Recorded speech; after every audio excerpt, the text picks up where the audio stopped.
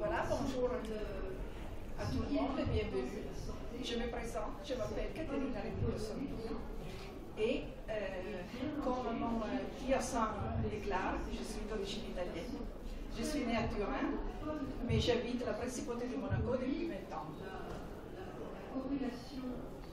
Je vous remercie d'être venu. Ce soir, je vais vous présenter mon livre. Comme je vous ai dit, j'habite la principauté de Monaco, où j'ai une société qui s'appelle comme moi, Caterina Reviglio Studio, et je m'occupe de art et recevoir, organisation d'événements, organisation et décoration de mariage, et aussi des cours de formation pour les professionnels, pour les étudiants. Ma carrière professionnelle commence en 1984 et j'ai toujours travaillé, j'ai toujours eu la chance de travailler avec des grandes maisons françaises. D'abord en formation et après en collaboration.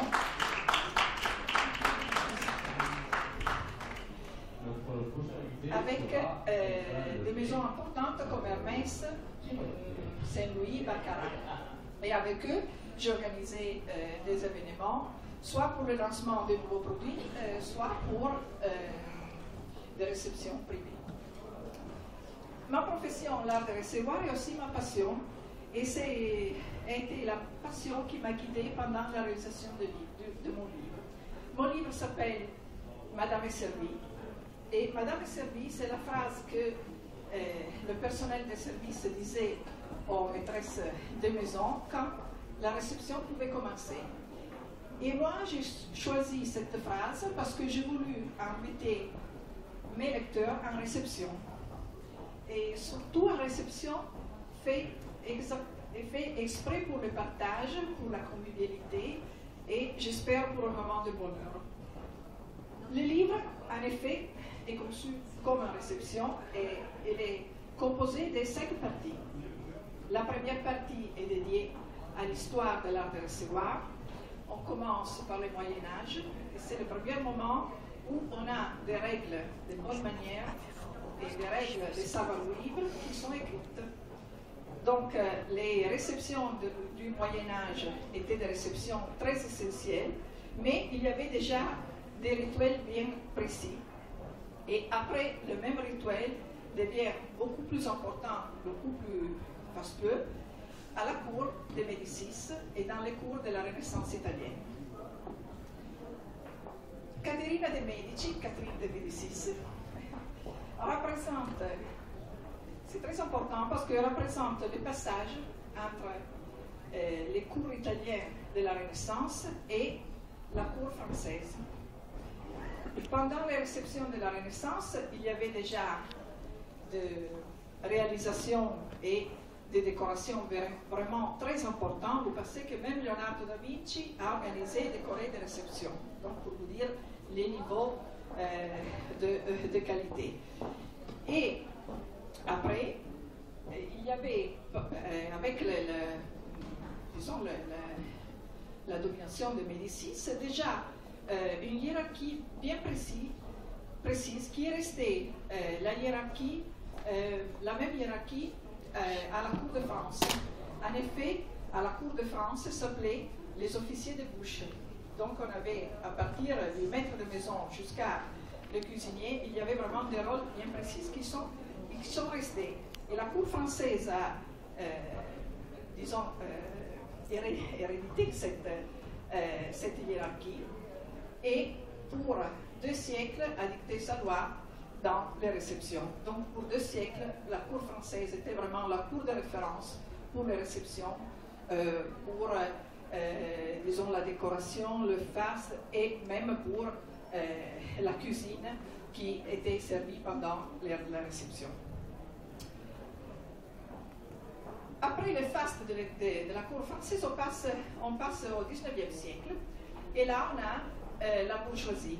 La bourgeoisie, donc les réceptions sont plus dans les salles des grands châteaux, mais on passe dans les salles des maisons de la bourgeoisie.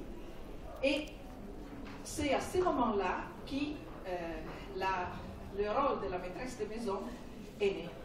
En effet, la deuxième partie de mon livre est dédiée à la maîtresse de maison a son rôle, parce que la maîtresse de maison parfaite est la maîtresse de maison qui arrive à recevoir avec style, avec élégance, quand elle reçoit des amis pour une pizza et quand elle reçoit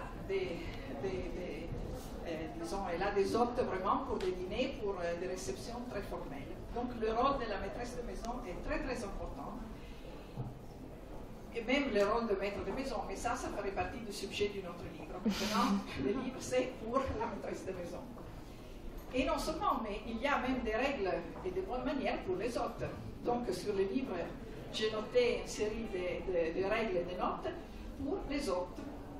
Par exemple, c'est très gentil de la part des hôtes d'envoyer des fleurs à la maîtresse de maison les jours d'avant.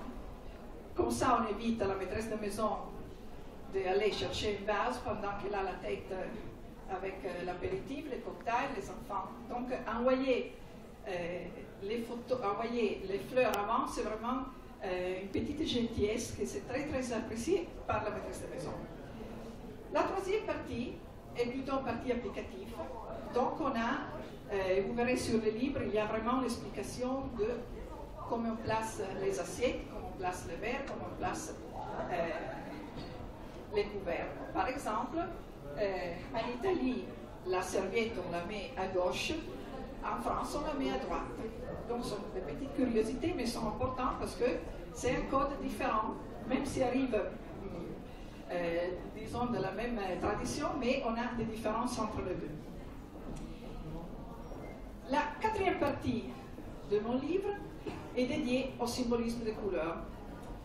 Le symbolisme des couleurs est très important parce que, comme disait Plotin, la couleur est le premier objet de la vue.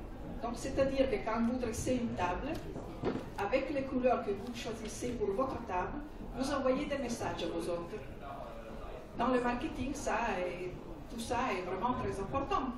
Parce que si vous voyez, le bleu est la couleur de la tendresse, et la couleur des enfants. Et, en effet, tous les produits qui sont faits pour les enfants, ou les produits laitiers, sont en bleu. Parce que vraiment, le bleu est la couleur de la tendresse. En effet, les couleurs sont des ondes électromagnétiques. Donc, ce sont vraiment des messages qui nous arrivent. La dernière partie de mon livre, c'est plutôt figurative. Là, vous trouverez toutes les photos dédiées aux réceptions que j'ai organisées et que j'ai décorées. Et j'espère que là, vous pouvez trouver aussi des petits conseils pour les réceptions à vous, chez vous, donc des petites choses que vous pouvez apprendre ou vous pouvez copier. Moi, je serais vraiment très heureuse. Alors, les gens en français Comme vous trouverez dans le livre, le menu et la conception du menu, c'est très important parce que le menu est comme une œuvre d'art. Donc, il faut vraiment savoir le composer, il faut vraiment arriver à faire un menu équilibré. Et dans le menu, la chose normalement qui est beaucoup appréciée chez vos hôtes sont les desserts. Et moi, pour terminer cette présentation, j'ai pensé de vous présenter un cadeau comme un dessert qui vient à la fin d'un menu. Et je vous ai dressé une table que j'ai appelée Hommage à la Principauté. Hommage à la Principauté parce que j'habite la Principauté m'a accueilli avec une qualité de vie vraiment importante et donc j'ai pensé de lier une table. Les couleurs de la Principauté de Monaco sont le rouge et le blanc. Et voilà, la table est dressée avec les mêmes couleurs. Ils sont deux couleurs très importantes dans le symbolisme des couleurs. Le blanc représente les deux vins, c'est-à-dire que si vous voyez beaucoup de chefs religieux sont habillés en blanc pendant le pape. Donc chaque fois que vous voulez mettre l'accent sur une réception, vous voulez mettre l'accent sur l'exceptionnalité de la réception que vous allez organiser, vous pouvez habiller une table en blanc. Et même dans les pays, dans les religions où le blanc est associé, disons, à la mort, parce qu'il y a des religions où le blanc, mais toujours, ça représente la couleur d'une nouvelle vie. Donc, le noir, c'est le regard en arrière. Le blanc, c'est le regard en avant. Donc, elle a toujours un côté positif. Le blanc, en plus, c'est la couleur que plus les autres réfléchit les radiations lumineuses des couleurs. Donc, quand vous voulez donner de la lumière à une maison, vous faites le mur blanc. Pour le visage, une chemise blanche donne de la lumière au visage. Et le blanc étant la couleur de la lumière est la vie. Donc, une table bien blanche envoie un message de bonheur, envoie un message d'espoir pour le futur. Le rouge, c'est la couleur de l'amour, mais pas seulement, c'est aussi la couleur de l'énergie vitale. Le binôme rouge-amour, le plus important dans la psychologie des couleurs. Et dans l'ancienne Grèce, le rouge était la couleur du dieu Eros. Et donc, c'est la couleur de la passion.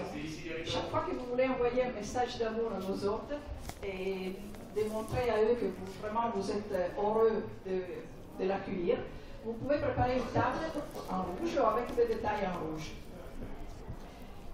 Mais, même quand vous préparez une table avec votre chéri à vous, c'est bien de le préparer avec quelque chose de rouge. C'est un message d'amour que vous pouvez lui envoyer. Mais le rouge aussi, une couleur régale, parce que le roi des dieux, Zeus, était habillé en rouge. Et donc, c'est une couleur régale. Et c'est pour ça que j'ai pensé de faire un hommage à la famille princière de la principauté de Monaco, utilisant du rouge pour la table. Sur la table, vous voyez, il y a aussi des coquillages. Donc, ça, c'est un hommage à la Méditerranée. C'est la mer la plus belle du monde. Et il y a aussi des autres petits messages pour vos hôtes. Par exemple, moi, ce que je conseille, quand vous préparez une table, toujours de mettre quelques petites choses que vos hôtes peuvent amener chez eux à la maison. Parce que dans cet petit objet, ils vont garder le souvenir de le moment que vous êtes arrivé à lui donner. Donc, une petite chose comme souvenir, c'est très sympa, vous verrez que vos hôtes vont beaucoup aimer. Et sur cette table, j'ai préparé des petites brochettes avec des coquillages qui sont vraiment faits exprès pour les hôtes. Il y a quelques questions, peut-être? Non, tout est clair. Je m'excuse pour la prononce, pour les fautes de grand-mère, mais vraiment, comme ça, vous voyez que je suis italienne, vraiment italienne. Voilà. Une partie très importante du livre est dédiée aux places à table. Parce que des fois, quand je parle d'art de recevoir, tout le monde me dit oui, mais l'art de recevoir, c'est rigide, après on n'a pas le temps. C'est pas tout à fait comme ça. Parce que l'art de recevoir, ça nous donne des petites suggestions, même si ce sont des règles. Les connaître, ça nous aide, même quand on a des invités, disons, on organise une réception familiale, parce que de savoir que la place d'honneur, c'est toujours à la droite des maîtres de maison, ça nous aide, parce que quand on a des amis, et on ne sait pas comment on peut les placer à table, déjà c'est une première règle à savoir. Donc, les règles des places à table sont importantes et il faut les connaître, surtout quand on a des réceptions formelles, des réceptions très importantes. Comme vous voyez, sur la table, j'ai utilisé aussi des perles. Moi, j'aime bien les perles parce que les perles, c'est très féminin. Et le côté féminin à table, normalement, inspire des gestes très gentils, inspire la gentillesse. Parce que le nacré, et surtout la couleur nacrée, ça représente aussi la couleur de la Lune. Et donc la Lune, en tant que planète féminine, ça nous donne cet esprit d'élégance et de style. Et donc vous voyez que même les coquillages, j'ai donné une petite touche nacrée parce que ça revient vraiment à quelque chose qu'on aime bien, quelque chose qui nous représente. Surtout, c'est un hommage à la maîtresse de maison qui nous a fait. La position des verres, j'ai parlé avant avec une amie à moi de la position des verres. Normalement, le verre à droite, c'est le verre le plus petit et c'est le verre à vin. Mais dans ce cas-là, où on utilise un verre à eau beaucoup plus petite, on peut le mettre directement à droite. Ça, c'est pour vous expliquer, vous faire noter que vraiment les règles, toutes les règles de la table, déjà, il ne faut pas oublier qu'ils sont nés comme respect du prochain. Donc, il n'y aura jamais aucune règle qu'on doit respecter si ça gêne nos autres. Et surtout, la table doit être une table d'harmonie. Donc, disons, les choix qu'on fait pour dresser une table sont importants, surtout quand dans la table, on retrouve une harmonie. Parce que l'harmonie, c'est très important et c'est l'harmonie qui transmet à nos autres quelque chose de bien. C'est vraiment le moment du partage, c'est vraiment un moment de bien-être et les réceptions que vous organisez chez vous, même avec les règles, même avec le savoir-faire, le galateo, ça s'appelle en Italie, doit être vraiment des réceptions que vos hôtes, pour vos hôtes, et surtout pour eux, doit être un souvenir de moments de sérénité. Parce qu'en plus, aujourd'hui, les problèmes sont beaucoup. Donc, avoir un moment de sérénité chez vous, c'est quelque chose qui reste dans le temps. Et c'est vraiment le message que vous devez envoyer à vos autres. Et à ce propos, moi, je voulais vous lire la phrase que j'ai choisie pour la préface de mon livre. C'est une phrase de Paul Bocuse que j'ai bien aimée et je voudrais vous proposer. Ce qu'on appelle l'art de recevoir, c'est surtout l'art de donner du plaisir à travers une bonne cuisine, une belle table et surtout un sourire et surtout beaucoup de petites attentions. Donc moi je vous remercie pour m'avoir écouté. Si vous avez des questions, je suis là, je suis disponible et je vous remercie d'être venu et de m'avoir écouté jusqu'à maintenant. Merci beaucoup. Merci. Des questions? Savoir le nombre de verres, parce que souvent on voit à table 2, 3, 4 verres. Le nombre de verres, ça dépend du nombre de vins que vous servez. Alors, normalement, il y a le verre à eau, un verre un petit peu plus petit pour le vin blanc et un verre un petit peu plus grand pour le vin rouge. Si vous servez aussi du champagne, c'est bien d'avoir la flûte. Et là aussi, pour le placer à table, la règle plus importante, comme je disais avant, c'est l'harmonie. C'est-à-dire que c'est vrai qu'une table, quand elle est trop chargée, n'est pas jolie. Mais des fois, pour la maîtresse de maison, c'est important d'avoir déjà plusieurs choses mises sur la table, parce que comme ça évite à elle de faire de l'aller-retour dans la cuisine, dans la salle à manger. Donc, moi, personnellement, je conseille de mettre pas plus que 3 verres, parce que déjà 3, c'est beaucoup. La flûte, pour le champagne, pour le vino, le moscato d'Italie, on peut l'amener après. 3, c'est... Merci. Oui, pour la position des couverts, est-ce qu'il y a des règles ou voilà, parce que finalement vous dites que juste vous avez dit que en fait en France on met la serviette à droite. Moi depuis j'ai toujours mis à gauche en pensant que c'était comme ça et personne ne m'a fait la réflexion, donc du coup je doute de toutes les positions. Heureusement, les règles pour les couverts sont les mêmes en Italie et en France. Donc déjà, c'est une bonne nouvelle. Sauf qu'en France, on a l'habitude de les placer comme ça. Avec, vous voyez, la fourchette est placée comme ça. Et alors, il y a beaucoup d'histoires, beaucoup de légendes pour expliquer pourquoi les Français mettent la fourchette comme ça. Surtout parce qu'au début, la fourchette a eu énormément de problèmes à être acceptée, parce que pour l'Église, par exemple, était liée au diable.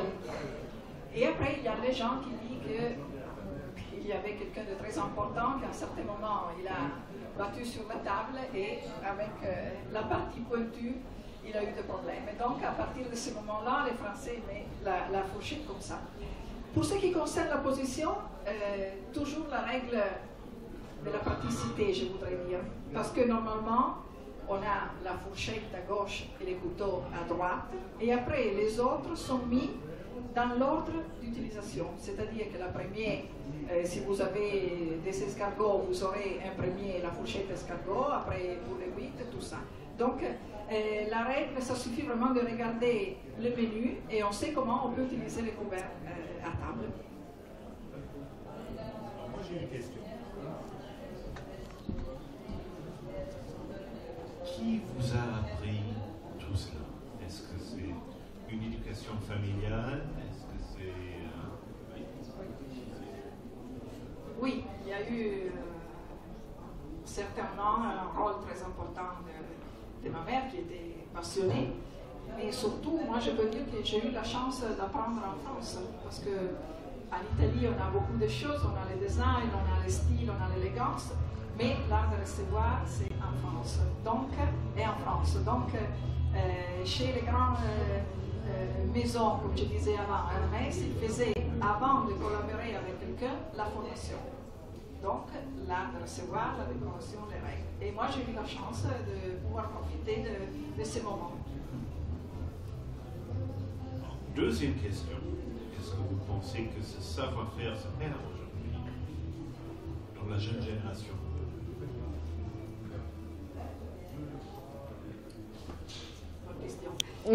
Oui, je pense que oui. En effet, je pense que c'est vraiment un moment où les gens ont besoin de revenir un petit peu aux bonnes manières. Parce que comme je disais avant, les bonnes manières sont nées du respect du prochain. Et le respect du prochain, c'est important. Et alors, avoir les bonnes manières à table, veut dire vraiment de partager un bon moment avec nos autres. Et je pense qu'aujourd'hui, on a besoin, parce que surtout, je vois les enfants, si on arrive déjà à apprendre les bonnes manières quand ils sont petits, après, quand ils seront grands, ils seront heureux, parce qu'ils auront la possibilité de participer n'importe où et de savoir exactement comment il faut faire et comment il faut se comporter. Donc, oui, c'est pour ça que j'ai dit. Yes, in English, if possible. In English, okay. We were talking a lot about the table and the manners. What about the dress code? Dress code? Yeah, at both sides, the host side and the guest side, and especially about shoes, because in some cultures, guests are asked to take the shoes off. Like.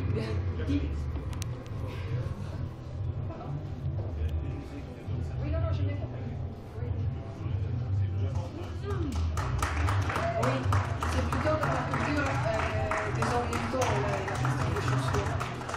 Le dress code à table, il y a un dress code pour la maîtresse de maison, qu'il faut toujours qu'il soit pas essentiel, mais il faut qu'elle évite d'avoir disons, d'être habillée dans une façon qui peut gêner les autres.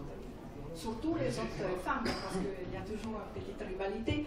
Donc, il faut vraiment, et surtout si on a une réception conviviale, il faut qu'il soit habillé avec quelque chose de simple. Et quand on a des réceptions formelles, il faut quelque chose en plus. Mais par exemple, il faut qu'elle évite les bijoux trop forts, trop précieux, parce que sinon, vraiment, pour les autres, ça devient difficile. Et la même chose, c'est pour les autres. Alors, quand on reçoit une invitation, si on se sépare, c'est mieux de demander, parce que c'est mieux de faire une question, de savoir exactement comment on peut se présenter.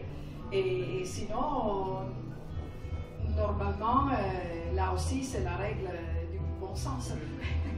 Et donc, on comprend si on connaît ou si on ne connaît pas les gens qui nous invitent, comment on peut s'habiller. Sauf quand sur la carte d'invitation, il y a noté cravatte noire ou habit scuro en italien, et là alors ça veut dire le smoking pour les hommes, et puis la femme il faut qu'il soit vraiment habillé avec une robe par l'homme et une robe, disons une robe de soie. Donc il y a un dress code. C'est moi encore qui vais poser une question. Puisqu'on a parlé de la transmission de savoir aux enfants, est-ce que vous pensez que le savoir sur de bonnes manières peut faciliter une ascension sociale des enfants? Oui, je suis sûre qu'apprendre aux enfants les bonnes manières, c'est vraiment faire un cadeau. Parce que après, quand il est déjà à l'école, mais surtout après, quand il rentre dans le monde du travail, vraiment les gens, des fois, jugent par les bonnes manières, par la façon qu'on a de se rapporter aux autres. Et donc, il y a une très belle phrase en italien que je cherche à traduire, une phrase qui est née pendant, disons, la Renaissance, juste après, et il disait « Il gentiluomo fa il galantuomo », c'est-à-dire que le gentilhomme, ça devient aussi le galantuomo. Donc, les bonnes manières qu'on a à table sont les bonnes manières par la vie, sont les bonnes manières qu'on peut utiliser et qui nous aident dans la vie de tous les jours. Donc, sont très importants et les enfants sont heureux quand on lui apprend. D'autres questions? Oui. Moi, j'ai une question pratique. Si vous avez invité le couple d'amis, est-ce qu'il faut les mettre à quelle distance il faut mettre par rapport à l'autre? Alors, dans les règles de bonne manière, la couple, s'ils sont mariés, il ne faut pas les mettre à côté. Mais s'ils ne sont pas mariés, il faut les mettre à côté. Donc, normalement, c'est comme ça. Parce que s'ils ne sont pas mariés, c'est mieux qu'ils soient à côté. Parce que des fois, il n'y a pas encore de la familiarité, donc c'est bien. Mais quand ils sont mariés, la règle, si on veut la respecter, c'est de ne pas les mettre à côté. Donc, quand vous dressez une table, si vous avez la possibilité, vous mettez la couple à côté, mais si vous n'avez pas la possibilité, vous savez que ce n'est pas une erreur. Donc, les bonnes manières, ils vous donnent raison. D'autres questions? Other questions? No? Well, dans ce cas-là, je vous remercie d'être venu à Paris pour faire. Vous savez, c'est jamais facile de faire une conférence à 18h, parce que tout le monde veut partir, tout le monde veut s'habiller, mais vous avez presque rempli la salle et vous avez eu la deuxième meilleure audience d'aujourd'hui, ce qui prouve qu'il y a une demande pour votre livre et je vous souhaite bonne chance avec votre livre.